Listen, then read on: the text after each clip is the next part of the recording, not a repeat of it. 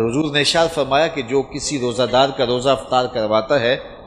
تو اللہ تعالیٰ روزہ دار کے اجر کو کم کیے بغیر اتنا ہی اجر روزہ افطار کروانے والے کو عطا فرماتا ہے۔ تو صحابہ نے عرض کی یا رسول اللہ، ہم میں سے کچھ ایسے لوگ ہیں کہ جو روزہ افطار کروا نہیں سکتے،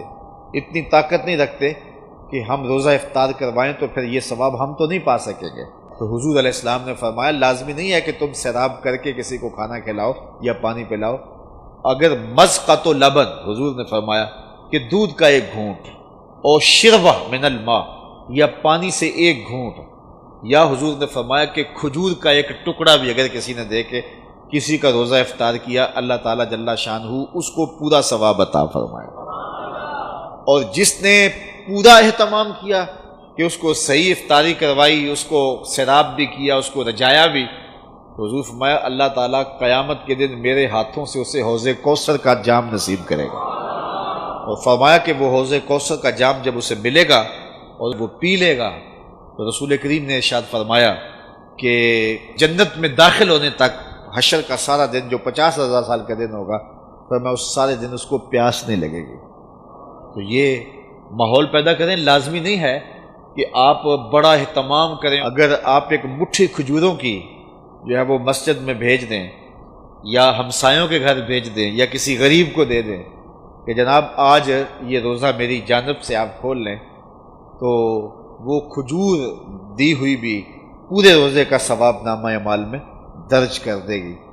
کسی کو گھونٹ پانی کا پلا دیں تو وہ نامہ اعمال کے اندر مکمل ثواب روزے کا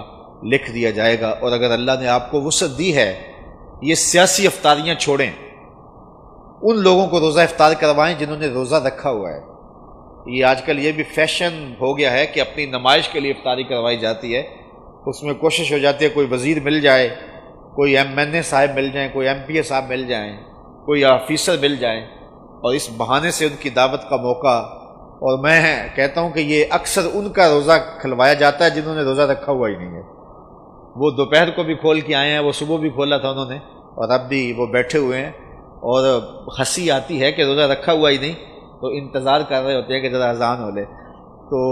یہ سیاسی افطاریاں چھوڑیں۔ حضور نے ارشاد فرمایا صحابہ کو کہ تمہارے دسترخوان سے سوائے متقی کے کوئی نہ کھائے، یعنی متقی تمہارے دسترخوان سے کھائیں، اور یہ کسی بندے کی خوش بختی ہوتی ہے کہ اس کے دسترخوان سے کھانے والے متقی ہوں، پرہیزگار لوگ ہوں۔ تو آپ اللہ کی مخلوق کو دیں اگر کوئی بھوکا ہو، لیکن اگر دعوت کرنے کا شوق ہو تو کسی فقیر آدمی کو، کسی غریب کو، کسی مسکین کو، یار جو یعنی ایک کونا کاٹ کے جو ہے وہ لیگ پیس سے باقی پھینک دے گا، اسے کیا قدر؟ وہ جس غریب کو کبھی کچھ ملا نہیں، جب اس کو کھلائیں گے تو اس کی روح بھی دعائیں دے گی، اس کا دل بھی دعائیں دے گا، اور اللہ کی رحمتیں تمہارے اوپر نازل ہوں گی۔